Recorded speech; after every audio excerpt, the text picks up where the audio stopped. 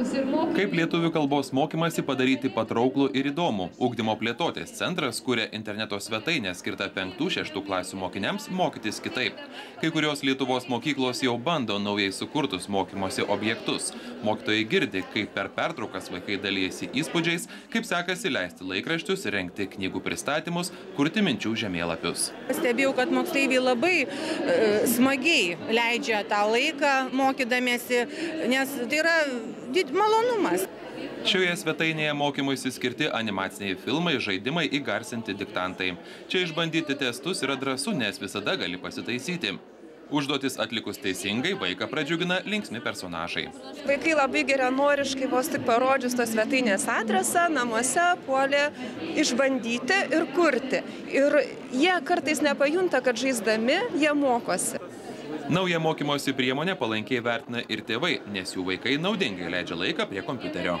Mokinių džiaugsmas, kad namų darbus jie paruošia anksčiau savaitę negu reikia atsiskaityti, jau rodo, kad mes pataikėme į 10-uką, kad mokiniai norės naudoti šitą svetainę. Mama galės kepti blynus, o vaikas galės rašyti garsintą diktantą.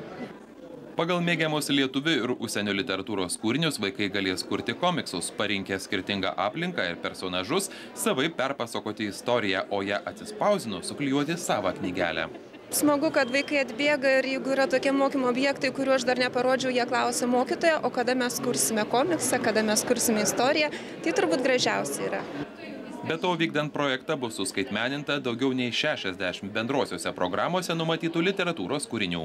Vaikai galės tas knygas ir atsisiųsti į savo kompiuterį ir klausytis įgarsintus kūrinius savo delninukose, MP3 grotuvose, telefonuose. Ir manom, kad literatūra ateis pas 21 amžiaus Lietuvos mokinį. Šiuo metu dar kuriamas svetainės turinys ir skaitmeninė biblioteka bus laisvai prieinami internete visiems mokytojams ir mokiniams nuo kitų metų kovo mėnesio. Tai projekto pagrindinio ugdymo pirmojo koncentro mokinių esminių kompetencijų ugdymas dalis.